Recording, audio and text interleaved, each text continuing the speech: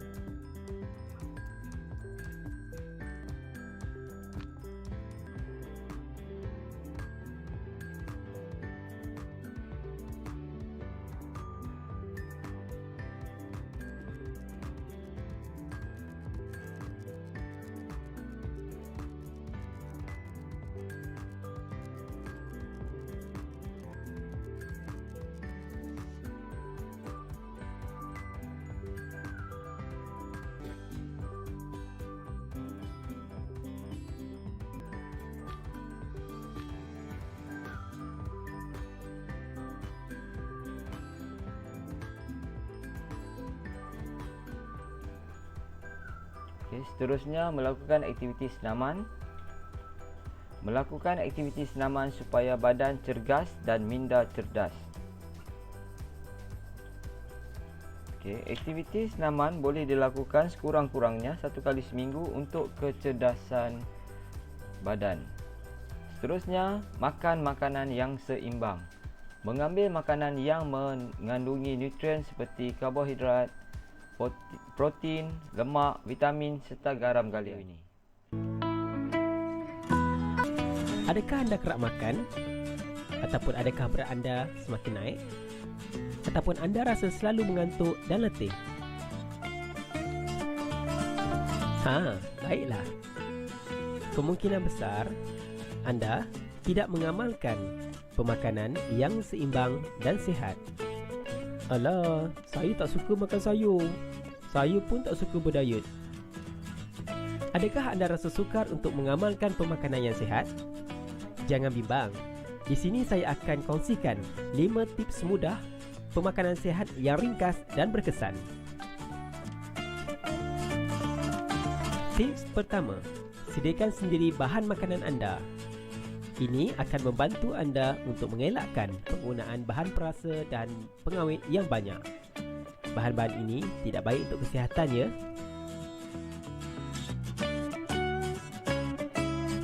Tips kedua ialah tukar demi kesihatan. Sedapnya makanan bergoreng ini. No. Tukar atau kurangkan makan makanan yang bergoreng. Sebaliknya, biasakan makanan yang direbus atau dibakar. Makanan yang dimasak dengan cara ini lebih sihat dan kurang kalori.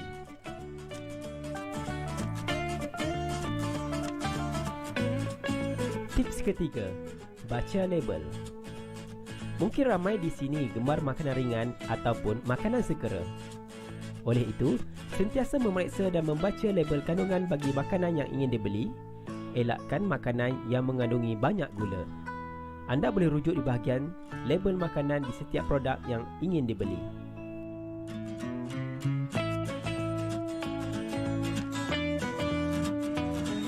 Tips keempat, apa yang anda rasa selepas makan?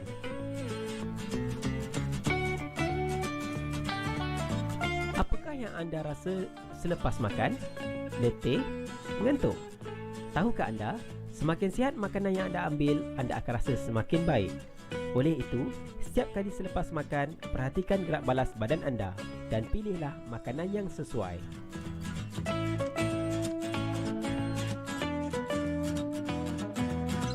Tips kelima atau tips yang terakhir ialah minum air secukupnya. Air kosong atau air mineral memberi banyak manfaat seperti menetralkan toksik dalam badan kita. Air yang mencukupi mampu membuatkan badan dan fikiran berfungsi dengan lebih baik. Oleh itu, pastikan badan anda mendapat air yang secukupnya untuk setiap hari. Okey, seterusnya mendapatkan rehat yang cukup. Mendapatkan rehat yang cukup dan tidur yang secukupnya untuk memulihkan tenaga yang digunakan sepanjang hari. Rehat ini penting untuk kita mengoptimumkan penggunaan badan semasa membuat kerja, terutamanya kerja-kerja yang berisiko. Seterusnya, menjaga kebersihan diri. Menjaga kebersihan diri dengan mandi setiap hari, sekurang-kurangnya 3 kali sehari, dan membersihkan tangan sebelum makan. Ini hanyalah contoh. Menjaga kebersihan diri yang lain seperti memotong kuku, membasuh kaki ketika hendak masuk ke dalam rumah, dan lain-lain lagi. Seterusnya, berfikiran positif. Menjaga akhlak dan berfikiran positif. Oleh itu, tekanan hidup dapat dikawal secara bijaksana. Seterusnya, menjaga kebersihan persekitaran. Menjaga kebersihan persekitaran untuk mengelakkan penyakit seperti demam denggi dan cirit-birit. Cara menjaga kebersihan persekitaran seperti membersihkan longkang, membuang air yang bertakung untuk mengelakkan pembiakan nyamuk Aedes, membersihkan sampah sarap yang ada di sekeliling rumah untuk mengelakkan pembiakan lalat yang boleh membawa penyakit taun. Seterusnya, amalan ibadat dan meditasi. Amalan ibadat dan meditasi akan menenangkan fikiran. Oleh itu, aktiviti harian dapat dilaksanakan dengan baik. Amalan ibadat dan meditasi juga boleh mendekatkan diri kita dengan pencipta kita. Seterusnya, bebas daripada penggunaan bahan terlarang. Bahan terlarang seperti dadah, rokok dan alkohol. Bahan-bahan ini boleh merosakkan tubuh badan kita. Ada soalan? Kalau kamu ada soalan, boleh ajukan pada ruangan komen. Kesan gaya hidup sihat dan selamat kepada diri. Kesan yang pertama ialah mempunyai minda yang cerdas. Dengan mengamalkan gaya hidup yang sihat, kita boleh membina minda yang cerdas seperti melakukan exercise atau senaman sekurang-kurangnya 1 kali sehari dapat membina minda yang cerdas. Makan makanan yang seimbang, meditasi dan berfikiran positif. Seterusnya, bebas daripada masalah sosial. Apabila kita tidak menggunakan bahan-bahan terlarang,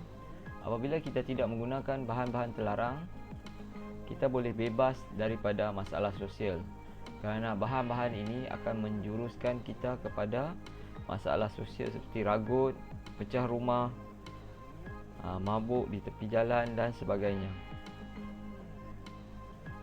Seterusnya, memiliki tubuh badan yang sihat. Jika kita mengamalkan gaya hidup sihat dan selamat dengan menggunakan amalan-amalan yang telah disebutkan tadi, kita dapat membentuk dan memiliki tubuh badan yang sihat. Seterusnya, mengurangkan stres. Apabila gaya hidup sihat diamalkan, kita dapat mengurangkan stres dengan selalu berfikiran positif jika kita menghadapi masalah. Mari kita lihat kesan gaya hidup sihat kepada masyarakat. Yang pertama, melahirkan anggota masyarakat yang lebih produktif. Dengan gaya hidup yang sihat oleh masyarakat, anggota masyarakat akan dapat memberi output yang lebih baik dan lebih produktif. Seterusnya, melahirkan masyarakat yang bersatu padu dan bekerjasama. Dengan setiap anggota masyarakat mengamalkan gaya hidup yang sihat dan selamat, kita dapat melahirkan masyarakat yang bersatu padu. Okey, boleh bekerjasama antara satu sama lain kerana berfikiran positif, kerana selalu melibatkan diri dalam aktiviti bersama, selalu membuat gotong royong. Ini contoh-contoh yang boleh diberikan. Okey, seterusnya dapat mewujudkan persekitaran yang bersih dan selamat. Apabila masyarakat mengamalkan gaya hidup sihat, contohnya membersihkan kawasan persekitaran, setiap anggota telah memainkan peranan untuk mewujudkan persekitaran yang bersih dan selamat. Seterusnya, melahirkan anggota masyarakat yang sihat dengan mengamalkan gaya hidup yang sihat seperti menjaga kebersihan diri, membersihkan kawasan persekitaran. Kita boleh melahirkan anggota masyarakat yang sihat. Dan yang terakhir, mengurangkan masalah sosial. Dengan setiap anggota masyarakat mengamalkan gaya hidup yang sihat, kita dapat boleh mengurangkan masalah sosial. Okey, jika tak ada orang yang mabuk, penyalahgunaan dadah dan merokok di tempat awam, kita boleh mengurangkan masalah sosial. Okey, sekarang kita tiba kepada pengukuhan. Okey, anda perlu lakukan dalam buku latihan anda.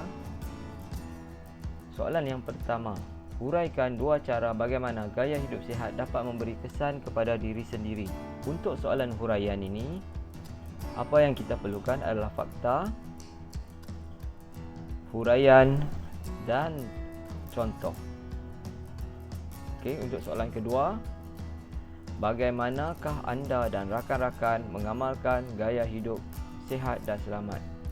Okey, bagaimana anda dan rakan-rakan? Soalan ini anda perlu menunjukkan cara-cara anda mengamalkan gaya hidup sihat dan selamat. Jawapan untuk soalan 2 boleh gunakan jawapan amalan dan cara tadi seperti yang telah diterangkan dalam video.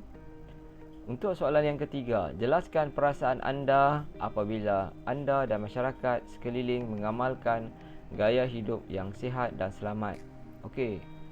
Untuk soalan ini, apa yang diperlukan untuk menjawab soalan ini adalah kamu kena nyatakan perasaan yang berkaitan dengan jawapan anda. Okey, contoh di sini perasaan gembira.